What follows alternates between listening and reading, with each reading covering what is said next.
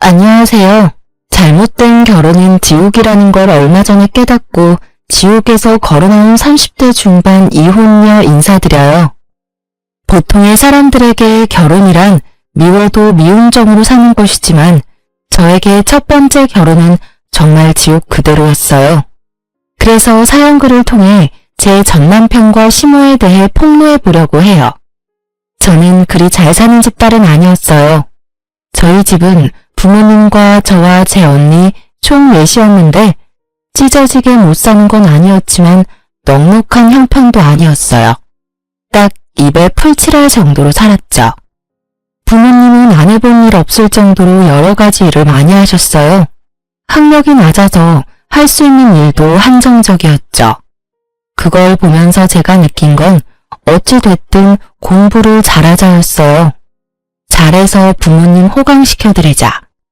그 생각으로 악착같이 공부했던 것 같아요. 언니도 저도 악바리 근성이 있어서 둘 다 좋은 직장에 들어갔고 딸 둘 모두 부모님께 지극정성이라 집에 용돈도 드렸어요. 대기업에 들어가서 돈을 많이 버니 이번에는 공부가 아니라 돈을 많이 모아야겠다는 생각을 했죠. 돈 모으는 건 꽤 쉬운 일이었어요. 안 쓰는 건 어릴 때부터 습관이라 진짜 쓸 만큼을 제외하고는 다 적금을 넣었거든요. 저는 30대 중반에 결혼을 했어요. 졸업 직후부터 일하기 시작해서 결혼까지 거의 10년 동안 제가 모은 돈은 7천만 원 정도 됐어요. 더 모을 수 있었지만 부모님께 드리는 용돈도 중요했기에 그럴 수 없었죠. 그 돈을 들고 결혼할 때도 친정에서는 도움을 주지 못했어요. 서운할 수도 있었겠지만 저는 그런 것보다 부모님이 노후를 위해 저축하고 아끼는 게 더 좋다고 생각했거든요. 남편은 저와 2살 차이로 시부의 가게에서 같이 일을 했어요. 저는 남편의 착하고 순진한 모습에 마음이 끌렸던 것 같아요. 그런데 그게 착하고 순진한 게 아니라 자기 의견 없이 발언권 큰 사람에게 끌려다니며 자기 생각은 없다는 걸 나중에 알아챘어요. 여기서 발언권이 큰 사람은 시모예요. 어느 집이나 대부분의 집은 시모가 힘이 제일 크죠. 어찌됐든 며느리에게는 말이죠. 남편은 한 달에 300 안 되는 월급에 시부 가게에서 일하는데 시부모는 번화한 거리 1층 입지 좋은 곳에 가게도 차리고 돈도 잘 버는 사람들이었거든요. 엄청 부자는 아니지만 그래도 알부자쯤은 되었을 거예요. 솔직히 남편 모습을 보고 저는 시부모도 그 비슷한 사람일 거라고 생각했거든요. 그런데 전혀 아니었어요. 시모는 완전 다른 유형의 사람이었어요. 돈은 있지만 교양은 없는 무식한 졸부. 딱 이 말이 생각나는 사람, 그런 사람들이었거든요. 저희 신혼집 들어갈 때 남편이 모아둔 돈이 없어서 시댁에서 돈을 좀 해줬어요. 아파트 방값인 3억을 해줬죠. 대신 저는 제가 그 당시 모은 7천만 원에 나머지 대출까지 받아서 그 집을 샀어요. 남편의 월급으로는 가능하지 않아서 제 명의로 대출을 해야 했고 그렇게 하는 김에 제 명의로 집을 하기로 했어요. 결국 남편은 아무런 도움이 되지는 못했죠. 그래도 시댁이 도와준 건 무척 다행이라고 생각해요. 물론 그 생각은 곧 사라졌지만요. 시모는 그 3억을 인질로 삼았어요. 자기 뜻대로 하지 않을 때는 그 3억을 들먹였어요. 저의 신혼집인데 제 집이 아닌 것 같은 기분이었어요.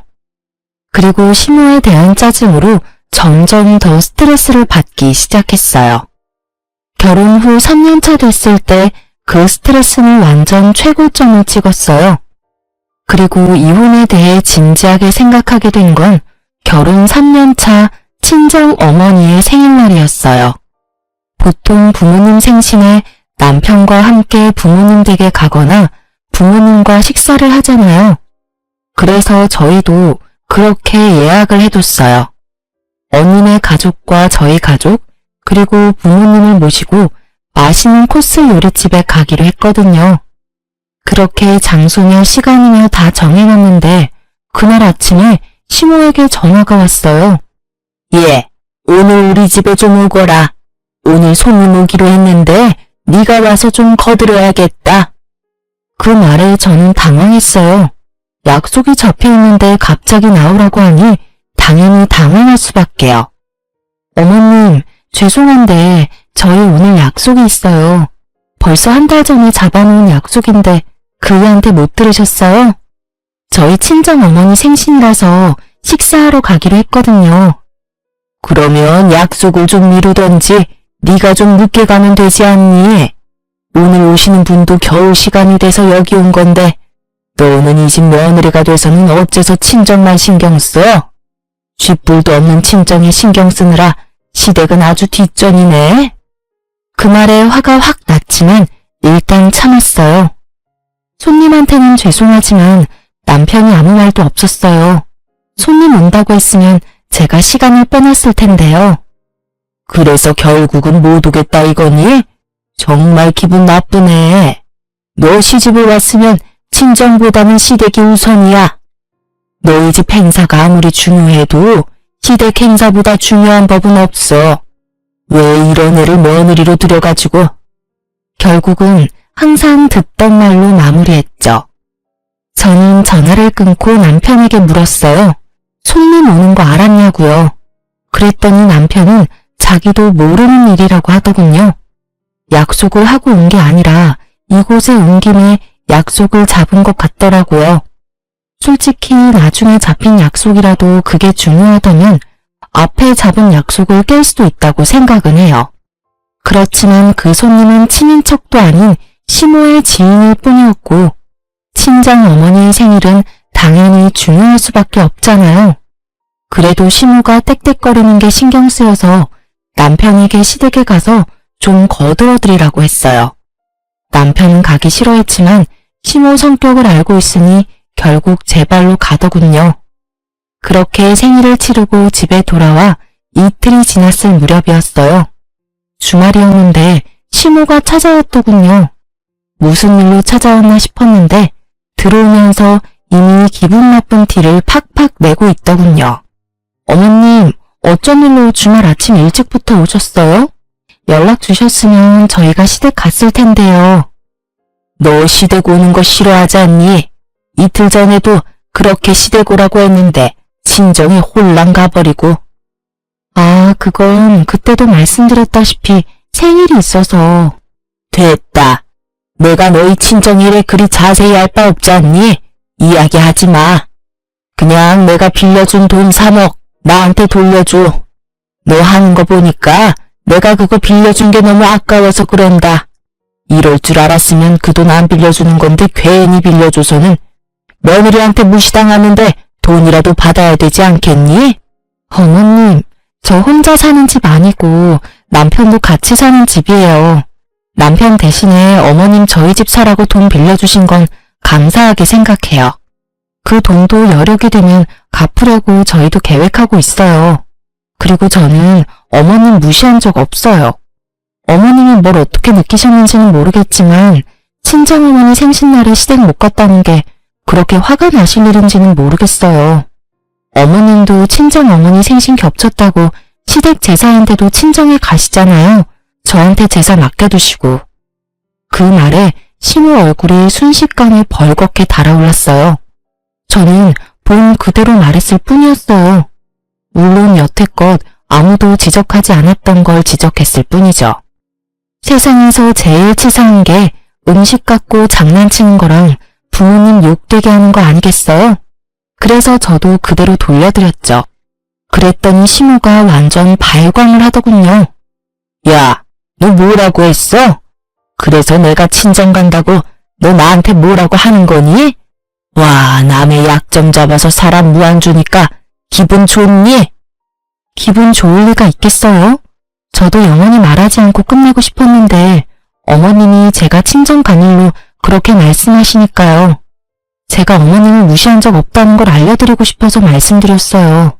그리고 매번 빌려주신 돈 3억을 인질로 잡으시는데 그러지 말고 이 집 팔고 다른 곳으로 이사 갈게요.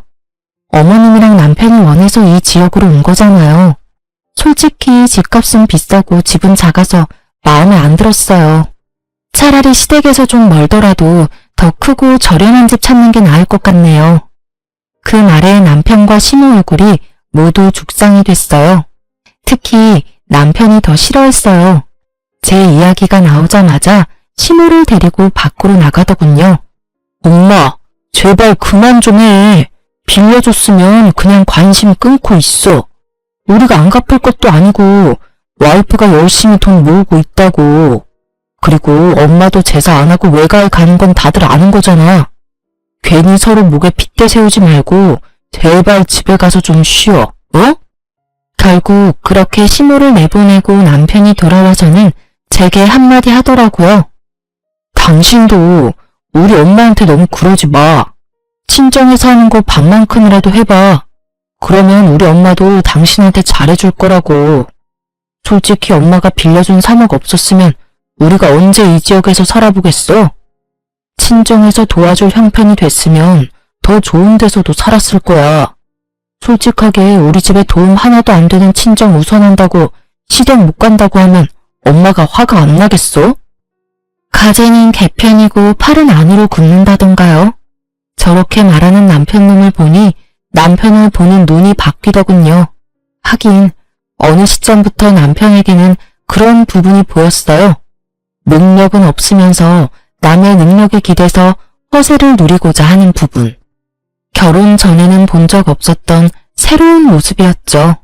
이 집을 선택하게 된 것도 제 입김이 들어간 건 절대 아니었어요. 시모가 시댁과 가까우니 이 집으로 하고 싶다고 한 거였죠. 솔직한 제 심정으로는 굳이 돈만 많이 나가는 이런 집보다는 외곽이라도 이보다는 좀 저렴하고 평수가 좀 더 컸으면 하는 바람이었거든요. 그러면 시모 돈도 빌릴 필요도 없고요. 따지고 보면 3억을 인질로 삼게 된 것도 모두 시댁 탓인데 매번 티는 저만 보고 있으니 열이 받잖아요. 저도 말이 곱게 나오진 않았죠. 이런 데서 산다고 몰상식한 사람이 교양 있는 사람으로 바뀌진 않아. 여기서 살자고 한 사람도 당신이랑 시모지 내 입김 하나도 안 들어갔잖아. 그리고 내 앞에서 친정 은근히 돌려가는 거 기분 나쁘거든? 친정이 능력이 없어도 이 집에 들어간 돈 절반은 내 돈인 거 알지? 거기에 비하면 당신은 돈 한 푼 안 내고 잘 살고 있잖아. 부모님이 돈 내도록 만들어서 결국 그 탓에 매번 문제 생길 때마다 3억 인질 잡혀서 나 스트레스 받게 만든 것도 짜증나는데 말 함부로 하지 말고 가려서 하라고. 제 말에 남편이 뚱한 얼굴로 입을 닫아버렸어요. 자기도 자존심이 있으니 제 말에 기분이 나빴을지도 모르죠. 그런데 오는 말이 고와야 가는 말이 곱다고 먼저 좋게 이야기했으면 제가 그런 자존심 상하는 말을 했겠냐고요. 오죽하면 제가 그런 이야기까지 꺼냈겠어요. 토라진 남편은 방으로 들어가 버리고 저는 텅 빈 거실에서 한참을 생각했어요. 지금 당장 남편의 행동으로 시모가 집에 돌아간 건 다행이라고요. 그런데 계속 이렇게 놔둘 수는 없었어요. 무슨 일 생길 때마다 저희 신혼집은 볼모가 되어버리잖아요. 시모의 그 말에 스트레스 받으며 끙끙대는 것도 이제는 못할 짓이더라고요. 그래서 그날 이후부터 저는 열심히 시모의 3억을 갚을 방법을 찾으려 했어요. 물론 저금은 하고 있었지만 그것만으로는 턱없이 모자라단 걸 알았거든요. 3억이 만들어지는 시간까지 시모에게 시달릴 생각을 하니 앞이 캄캄해서 어떻게든 그 3억이라는 빚을 탕감할 수 있는 방법을 생각하기로 했어요. 그리고 그 방법은 생각보다 가까이 있었어요. 남편이 결혼 후 몇 번 제게 돈을 빌려달라고 했거든요.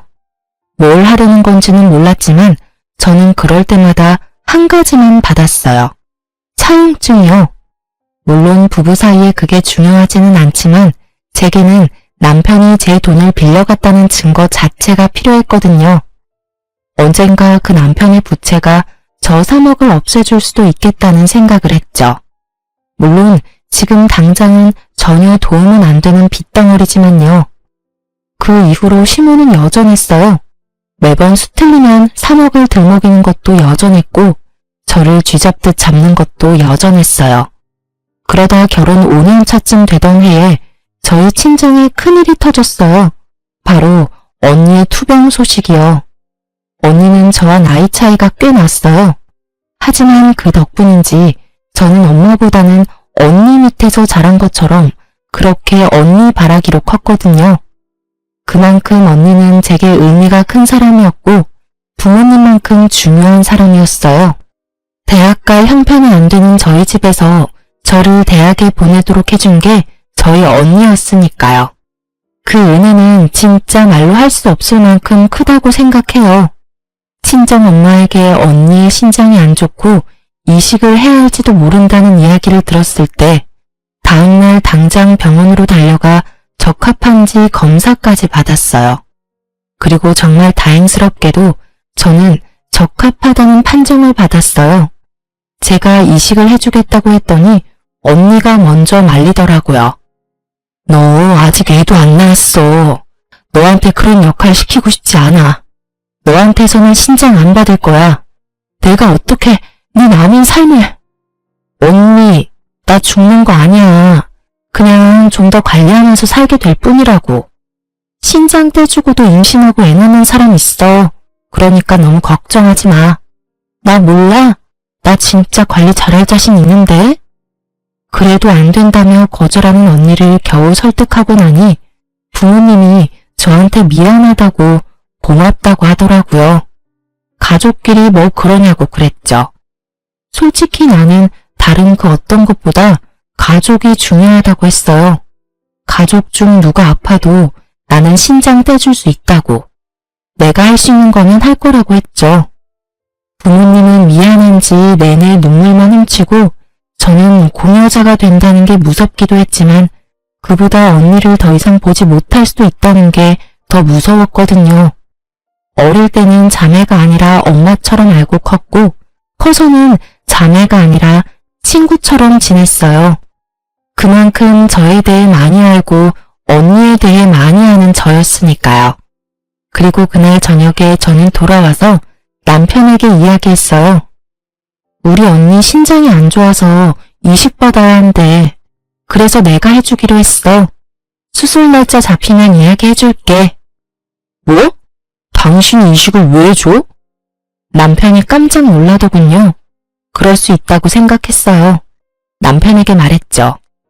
언니가 나한테 어떤 사람인지 내가 연애할 때도 많이 말해줬잖아. 바쁜 친정엄마 대신 날 키워준 게 우리 언니야. 언니 아플 때 못 본 척하는 사람 되고 싶지 않아. 잠깐 기다려봐. 제 말에 남편이 다급히 제 말을 끊고는 어디론가 전화를 걸었어요. 스피커폰으로 전화를 하는 게 보이는데 시모였죠.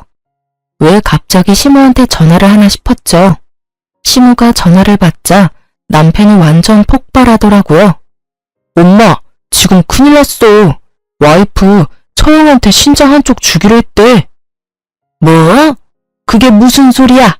당장 며느리 바꿔봐. 스피커로 듣고 있으니까 엄마가 설득 좀 해줘. 갑자기 무슨 신장이식인지. 저는 남편이 저를 생각해서 제가 신장이식 공여자가 되는 걸 싫어하는 줄 알았어요. 솔직히 시모가 싫어하는 것도 그런 이유라고 생각했어요. 참 순진한 생각이었죠. 너 진짜 네 언니한테 신장 떼어줄 거니? 네, 어머님. 언니 상태도 많이 안 좋고 제가 적합자이기도 하고 언니한테 신세진 것도 많으니 신장 이식해줄 생각이에요. 안 된다. 네가 왜 신장을 줘? 절대로 안 돼. 어머님, 제 걱정은 하지 마세요.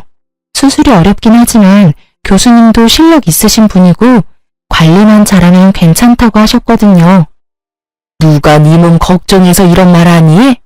네가 신장 떼고 나면 나중에 우리 아들, 우리 식구들 아플 때 네 신장 하나면 누가 그걸 줘? 네 신장은 남겨놔야 우리 가족들도 여차할 때 안심이지. 신장 하나 떼주고 나면 다른 이식이나 수술은 안 될 거 아니야? 그 말에 저는 순간 말을 잃었죠.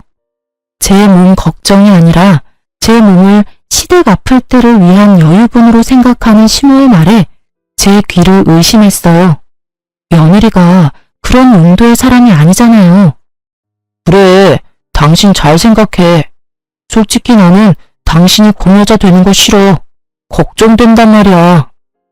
그래도 남편만은 내 몸을 생각해주는구나 싶어서 안심하려던 그때 남편이 말하더군요. 당신 이식 수술하고 나면 살림은 누가 해? 나 혼자서 밥하고 빨래하는 거 나 못해. 당신도 잘 알잖아. 당신이 해줘야 하는 데다가 당신 아파서 쉬면 월급은? 솔직히 당신이 좀 더 버는데 그 월급 없으면 우리 좀 힘들지 않아? 제 몸 걱정이 아니라 지 몸 걱정하는 남편의 말에 저는 다시 말을 잃었죠. 친언니가 저한테 어떤 사람인지 남편은 잘 알고 있으면서 제게 그런 말을 하는 거예요. 진짜 남편은 머리통 한 대 날리고 싶었어요.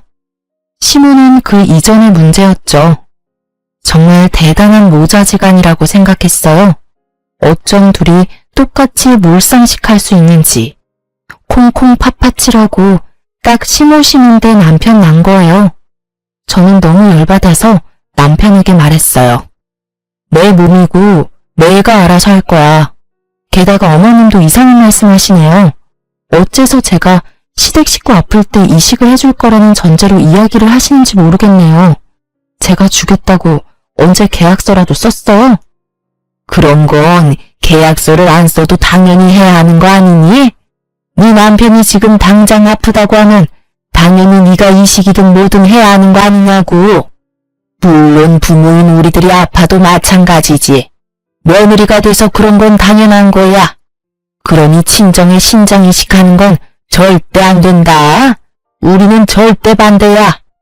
제가 제 가족한테 주는 게 뭐가 문제예요? 어머님, 남편이 아파서 이식할 상황이 왔을 때 제가 상황이 안 되면 시댁 식구 중에 누구 하나가 이식해 주겠죠. 왜 저한테 그걸 다 하라고 하는지 모르겠네요. 장기 맡겨놓으셨어요, 저한테? 아니면 며느리 아주 마음에 들지도 않는데 그럴 용도로 쓰려고 결혼시키셨어요? 시집 온다는 게 그런 거 아니니? 친정보다 시댁이 우선인 게 당연한 일 아니냐고. 너 항상 그런 식으로 삐딱하게 구는데 이번에는 절대로 그냥 못 넘어가. 너 그 이식 아주 하기만 해봐. 두 사람이 뭐라고 반대를 하든 저는 이식할 거예요. 이미 날짜도 다 잡아놨고요. 저는 그렇게 말하고 대화하기 싫다는 듯 집을 나와버렸죠. 저런 인간들을 가족이라고 데리고 있는 제가 너무 불쌍하고 비참하더라고요. 제 가치가 그것뿐이라는 듯 말하는 시모의 남편이 너무 짜증나고 열받았어요. 집에 돌아오니 꼬치꼬치 언제 수술이냐고 묻는 남편에게는 대답조차 해주지 않았어요. 분명히 반대하면서 방해할 게 뻔해 보였거든요. 그리고 제 예상 그대로 시모의 남편은 어떻게 알아냈는지 이식 수술날 집 앞에서 저를 막고 섰어요. 가지마. 너 경고했어. 별것도 아닌 집안에 네 몸뚱이 주는 거 나 용납 못해. 그 몸 고스란히 시댁 가족을 위해서 관리나 하라고. 안 그래도 너희 시아버지 요새 간이 안 좋아서 힘든데 혹시라도 이식할 상황 생기면 네가 책임져야 하지 않겠어? 이런 식으로 몸 상태 망가뜨리는 거 난 용서 안 할 거야. 그만 좀 하세요. 두 사람 다. 도대체 왜 이러시는 건데요? 그리고 제가 시댁에 간이라도 맡겨놓은 줄 아세요? 그리고 적합검사 몰라요? 어차피 제가 주고 싶어도 적합검사에서 떨어지면 못 주는 거라고요. 언니랑 제가 맞은 건 자매라서 확률이 높았던 거였고요. 시댁 가족이랑 제가 그쪽으로 적합할 확률은 거의 없다고요. 제 말에도 시모는 아주 막무가내였어요. 그런 말로 나 속이려 해도 나는 안 속아. 어찌됐건 너도 이식 후보에 오르려면 몸 상태 무조건 좋아야 하는 거 내가 모를 줄 아니? 만약 이 상태로 진짜 가면 너 우리 아들이랑 이혼하게 될 거야. 가고 싶으면 이혼 생각하고 가. 그 말에 저도 확 돌아버렸죠. 아니 이 사람들이 뭔데 제가 제 가족을 위해 하겠다는 일을 막는 건지 솔직하게 말해볼까요? 만약 어머님과 남편이 제 몸 걱정해서 혹시라도 이세가 생겼을 때 제가 감당하기 힘들어할까봐 이식을 막았다면 저도 다시 생각은 해봤을 거예요. 지금 제 가족은 남편이 맞고 친정집을 위해서 가족의 걱정을 무시하는 것도 미안한 일이니까요. 그런데 아다르고 어다르다고 이식을 반대하는 이유가 저딴 저급한 이유였다뇨. 그걸 듣고 나니 괜한 반발심에 언니에게 더 주고 싶어지더라고요. 게다가 신장 이식해주려면 이혼을 생각하라는 시모 말에 저도 참다 결국 터져버렸죠. 아, 그러세요? 그러면 이혼 생각하고 계세요. 저는 언니한테 신장 이식해주는 거 포기 안 해요. 아니, 포기 못해요. 어머님 남편 말하는 거 들으니 기가 막혀서 오히려 더 해주고 싶네요. 진짜 며느리를 뭐라고 생각하는 거야? 당신도 마찬가지야. 남편이 되어가지고는 고작 몇 주 살림하는 거 힘들다고 처형 다 죽어가는데 이식해주지 말라고. 찌질하기가 아주 역대급이야, 그치? 너 같은 인간이랑 내가 살 맞대고 살았다고 생각하니까 징그러워서 소름이 돋아. 우리 식구들 앞에서는 온갖 착한 척 다 하더니 결국은 제 몸 생각해서 처형 아픈 거 모른 척하는 꼬락선이라니. 비켜! 결국은 남편과 시모를 놔두고 빡 돌아버린 저는 거칠게 현관문을 열고 밖으로 나갔어요. 뒤에서 시모가 고래고래 고함을 질러대더군요. 오냐! 누가 후회하나 두고 보자! 너 신장 하나 주고 얼마나 잘 살 수 있겠어? 그런 병신 같은 며느리 우리 쪽에서 사양이야! 정말 마지막까지 사람 기분 상하게 하는데 도가 튼분이다 싶었어요. 그 이야기 싹 무시하며 병원으로 갔어요. 제 기분과는 상관없이 수술은 잘 됐어요. 그리고 이후 입원해 있는데 시모가 남편이 대동하고 병원으로 왔더군요. 그때는 병실에 딱 아무도 없는 상황이었어요. 친정 부모님이라도 있었으면 저 대신 욕을 해주셨을 텐데 천하의 지랄 맞은 성격인 저라도 아플 때 그 사람들 얼굴을 보니 만사가 다 귀찮아지더라고요. 그런 제 앞에서 시모가 서류를 하나 턱 내놓더군요. 이혼 서류였어요. 너 우리 집 의견 무시하고 혼자서 신장 하나 떼줬으니 약속대로 어서 이혼해라.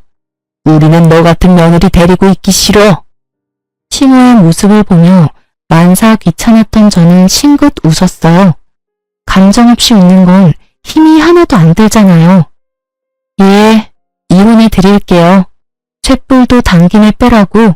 이렇게 직접 오셨으니 제가 지금 당장 써드릴게요. 당장 가져가서 접수시키세요. 저는 그렇게 말하며 그 자리에서 환자 침상에 있는 식탁을 꺼내 서류에 빈칸들을 채워나갔어요. 아주 흔쾌히 서류를 작성하는 제 모습을 보던 시모는 그 모습마저도 마음에 안 들었는지 저한테 한마디 더 붙이더라고요. 그리고 너희 신혼집에 넣어준 돈 3억 당장 갚아. 너한테 그런 돈 투자했다는 거 생각하니까 억울해 죽겠어. 그 돈으로 재테크를 했으면 돈을 더 벌었겠지. 되지도 않은 며느리 도와주려다가 뒤통수나 맞고. 세상에 이런 불쌍한 시어머니가 어딨어? 아, 그 돈 3억요. 그중에 1억은 아드님한테 받으세요. 2억은 집 팔고 나서 제 돈으로 드릴게요. 제 말에 시모가 눈을 꿈뻑꿈뻑 하더군요. 그게 무슨 소리야? 우리 아들이 왜 나한테 1억을 줘? 그 집이 네 명이고 3억을 내가 줬고 우리 아들은 돈 한 푼 안 냈는데. 아, 아드님이 이야기 안 하셨나 보네요.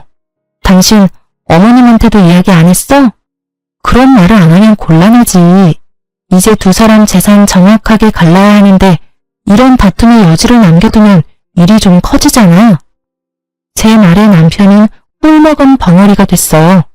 기세 좋게 시모 앞세워 들어올 때는 그런 생각 들지도 않았나 보죠. 당신 집 담보로 돈 1억 빌려갔잖아. 그거 빌려가서 코인하다가 망해서 다 날렸고. 어차피 지금 당장 돈 없지? 그치만 부부끼리 빌린 돈이고. 부부끼리 빌린 돈이라도 차용증은 썼잖아. 그리고 당신이 내 돈 빌려간 건 사실이고 나는 그거 갚으라고 이야기했어. 그거 갚기 싫으면 당신이 어머님 설득해. 그 빚 제한한 조건으로 2억만 받아가시라고. 그럼 딱 되잖아. 눈앞에서 받아야 할 돈이 3억이 2억으로 바뀌니 시모가 화가 나서 버럭거리더군요. 야, 이 망할 년이 너 뭔데 우리 아들을 빚진 사람 취급해? 그리고 남편이랑 같이 벌어서 돈 쓰면서 무슨 빌려주고 말고야.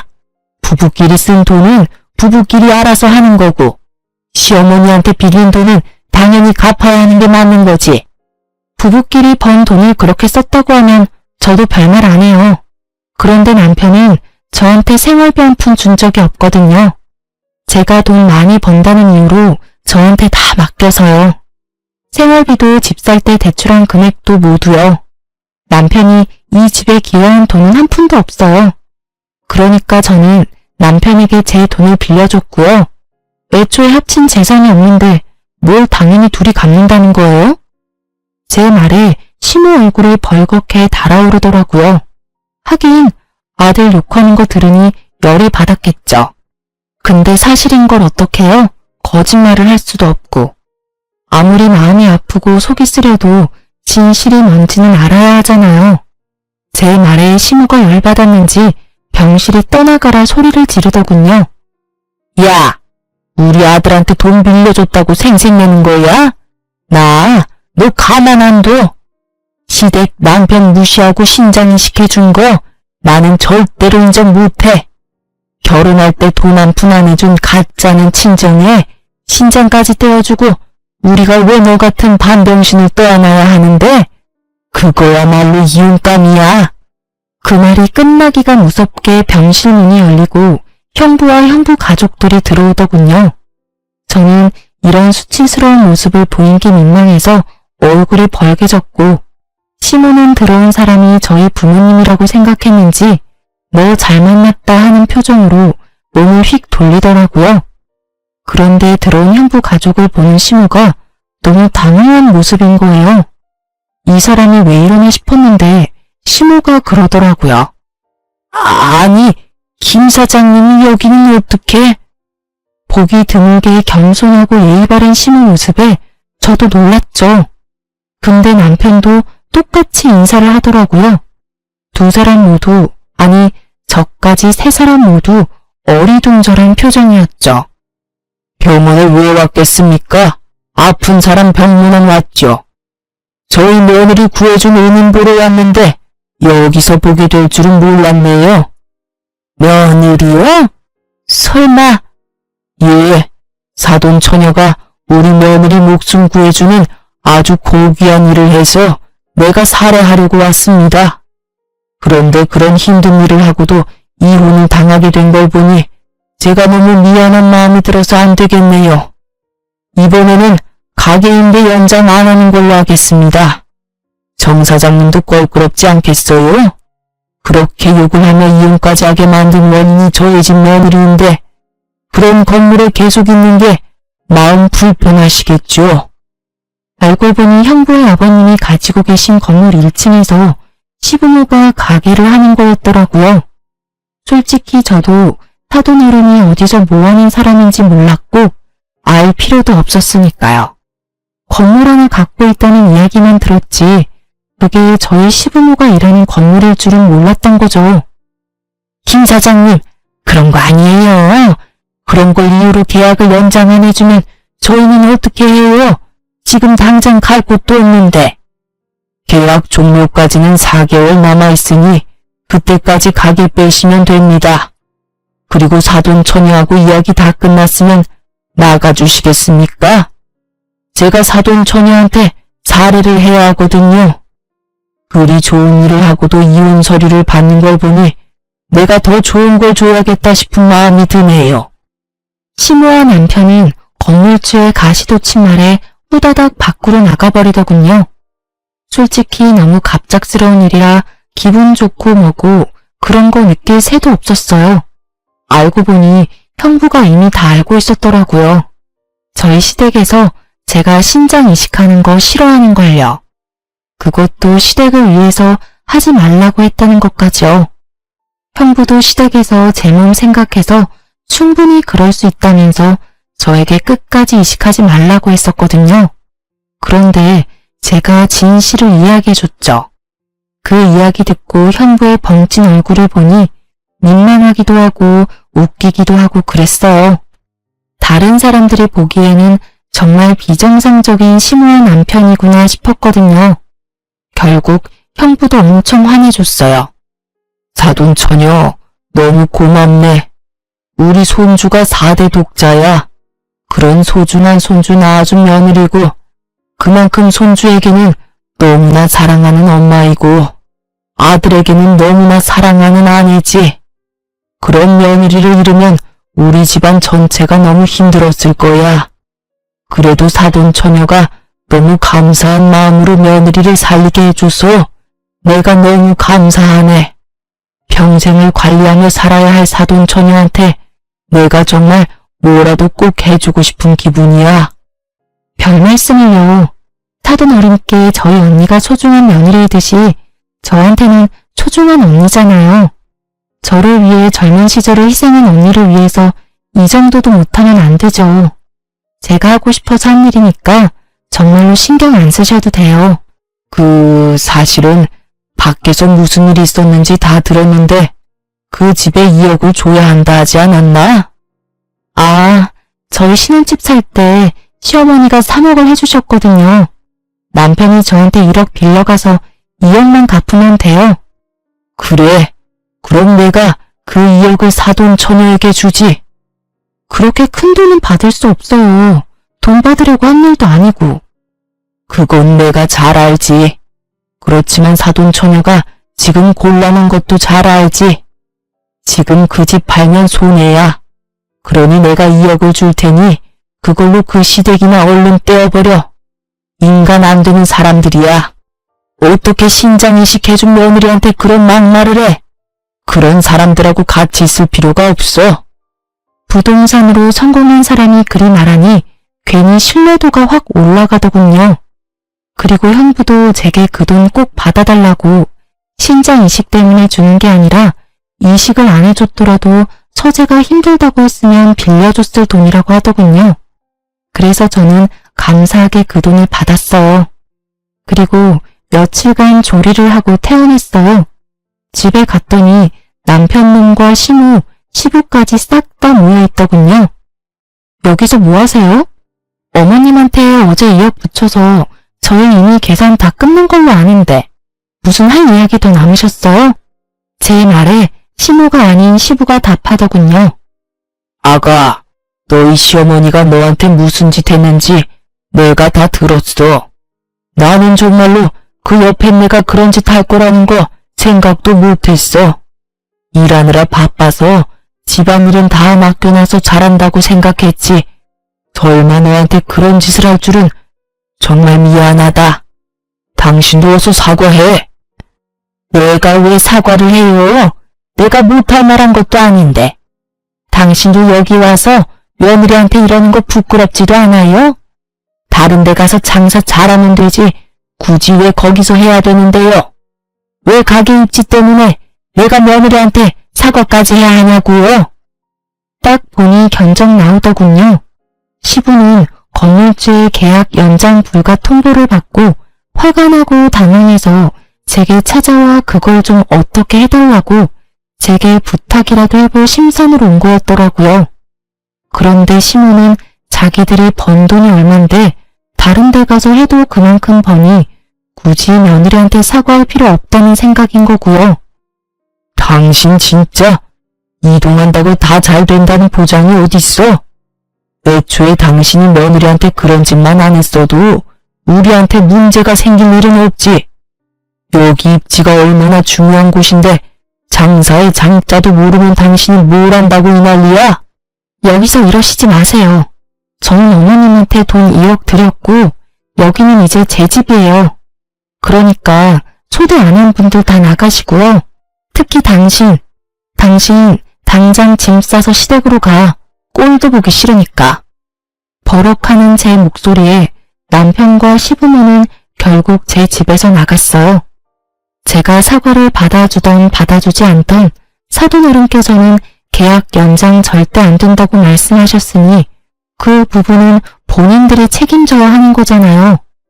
제가 부탁한다면 들어는 주시겠지만 제가 왜 그런 부탁을 해요? 그 사람들 뭐가 좋아서요? 결국 그렇게 저는 이혼하고 자유의 몸이 되었죠. 하지만 그것도 정말 잠시였어요.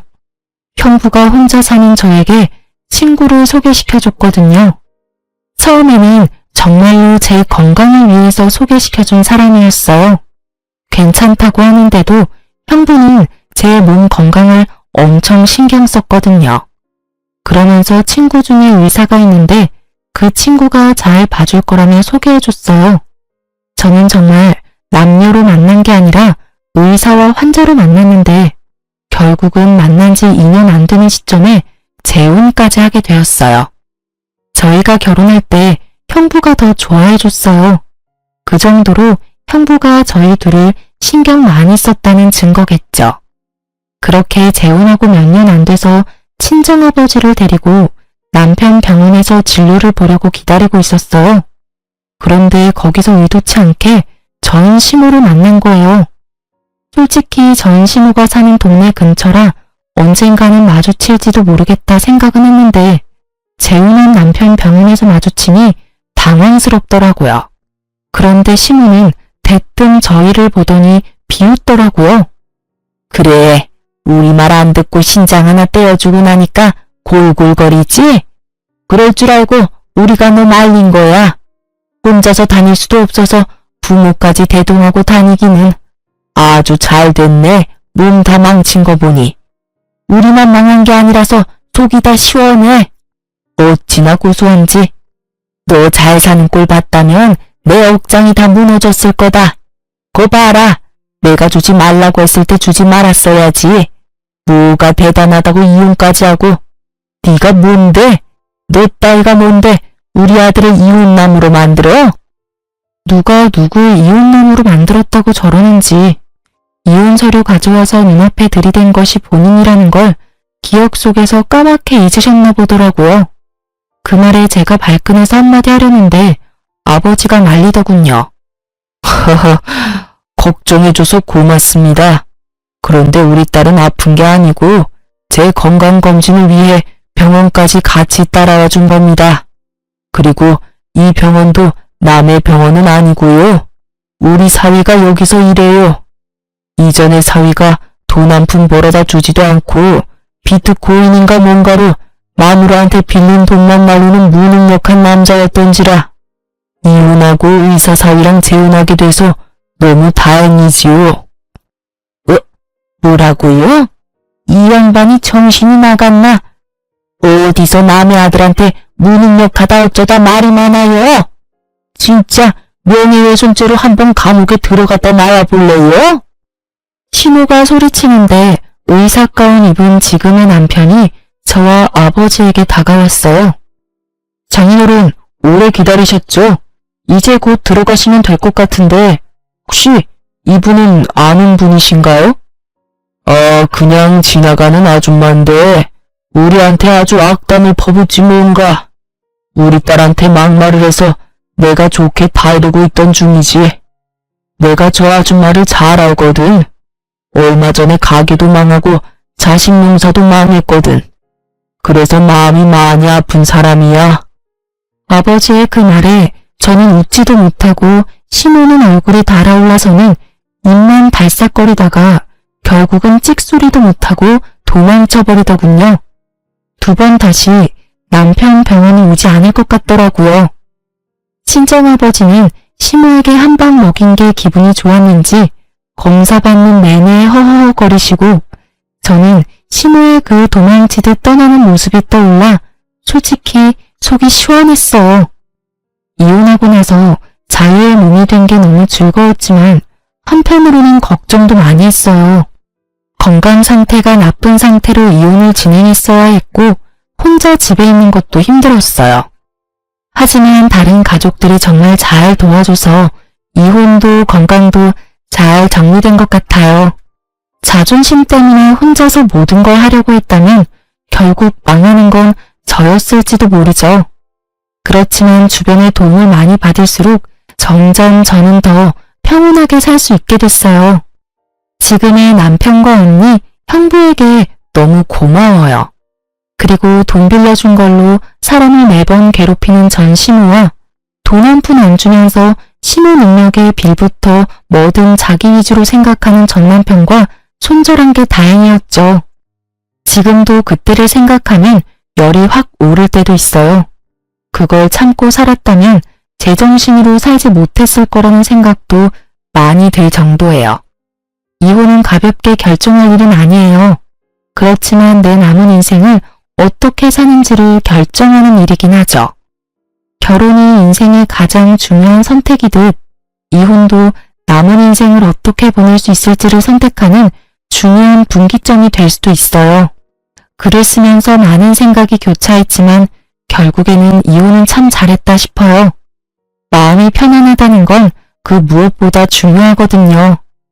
남들 눈에는 별거 아닌 일들이 제게는 너무도 힘들고 큰일이었듯 어떤 이유로 이혼하든 그것은 그 사람에게는 아주 큰 이유가 있는 거라고 생각해요. 이혼 전에는 그런 생각 못했거든요. 경험하고 나서야 보이는 것들이 또 있는 것 같아요. 쓰다 보니 글이 길어지게 됐네요. 읽어주신 분들 감사합니다.